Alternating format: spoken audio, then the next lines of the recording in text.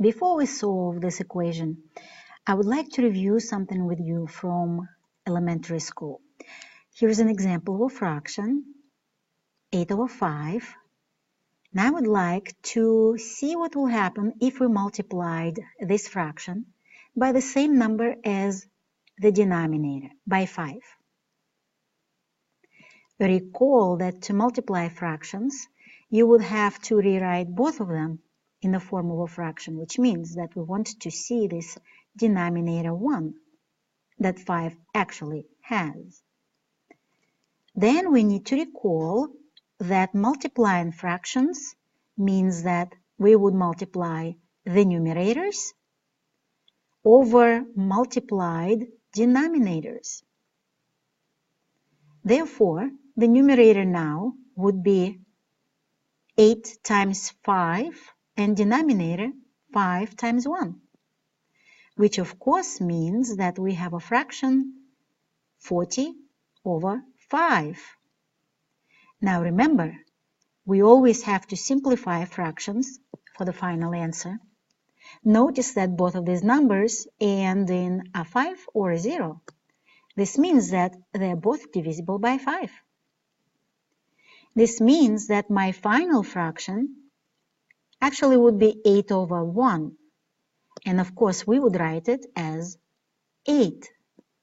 This is what you've been doing in elementary and middle school. But by now, we expected to achieve fluency. So this would mean that we should recognize when we multiply a fraction by its denominator, we simply could say that for all of these reasons, our denominator and the number who we multiply by will simply cancel out. Your result in this case will be whatever is left in the numerator. So we will remember this fact as we continue with the following exercise. Here is our equation. Please notice that we now have decimals, and it would be true that you could solve it by simply adding 1/10 to both sides and then adding 4 to both sides.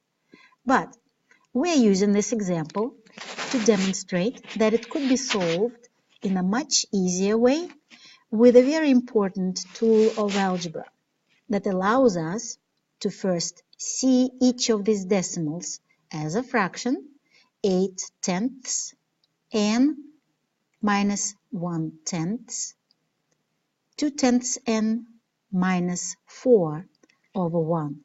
And whatever equation contains a fraction, we always can solve by getting rid of that denominator. So we will ask ourselves if we could actually solve it by using a cross product.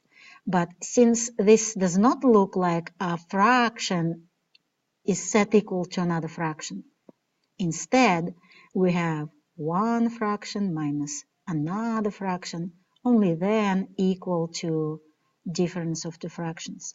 Well, since this is not the structure, we either need to make it look like this expression, or we could just make a conclusion that it is not a proportion, but it's not a problem. We will not be using cross product in this case, but we can use denominator as a multiplier. And we see that denominators here are 1 and 10, nothing else really. We don't want to simplify these fractions because we are not at the point where we are simplifying our final result, and it's easier for us to work with a single denominator, which is 10 in this case. 1 is not our concern. So remember, we can get rid of this denominator 10 by simply multiplying by 10 both sides of this equation. This is how we will write it down. Remember, left side has more than one term.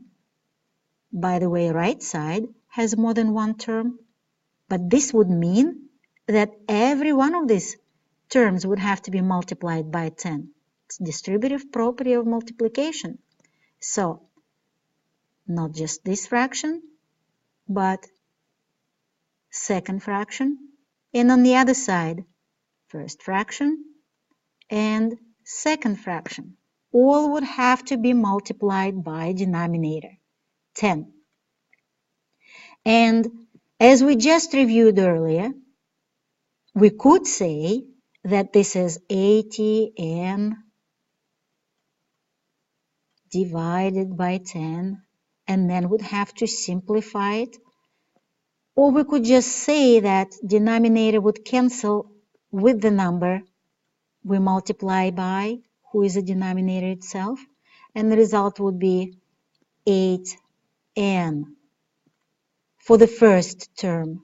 But then the same would be true for every one of the terms. Please show this cancellation in your work. And please notice that cancellation will not happen for the last term because I don't have denominator 10. So the second term then would be simply the 1. Next term would be 2n.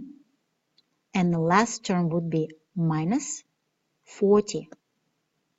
At this point, it becomes a simple equation,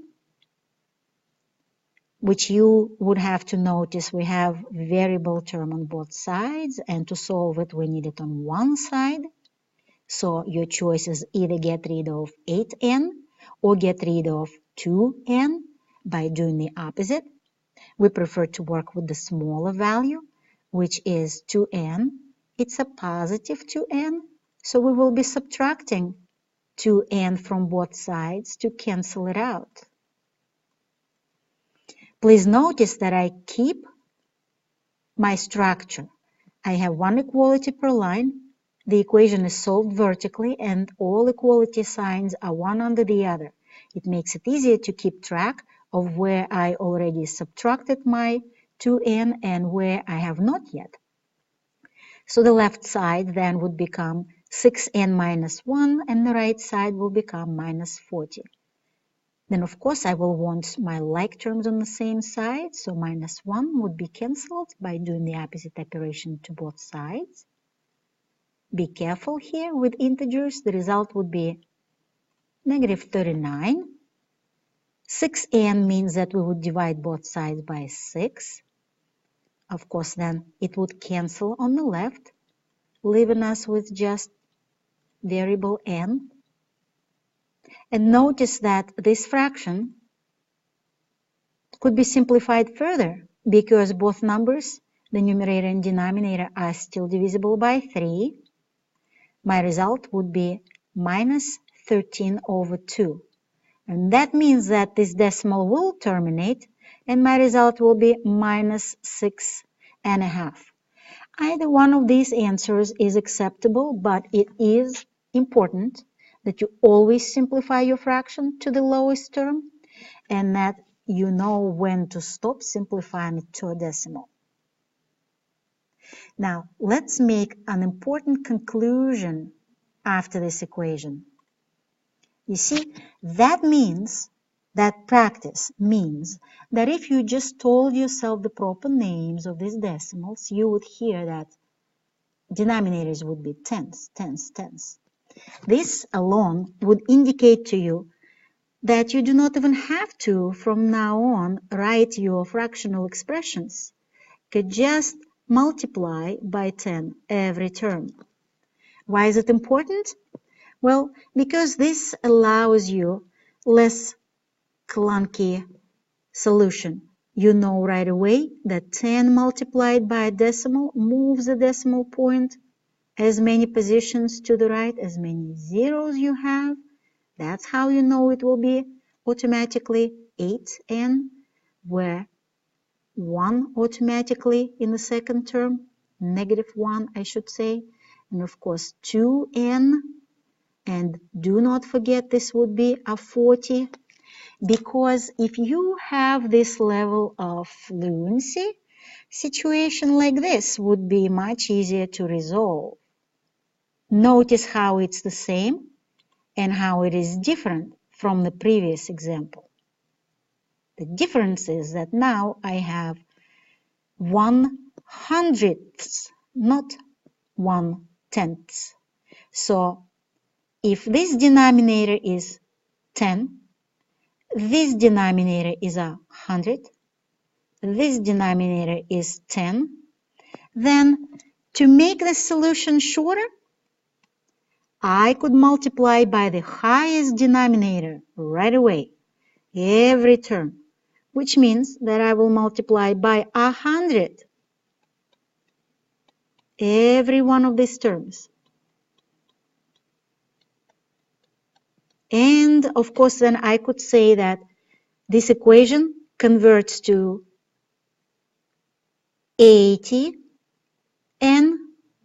minus 1 equals 2 zeros, 2 positions, 20n minus 400. So now I can solve this equation without a calculator using conventional steps for equations with variables on two sides. That is all.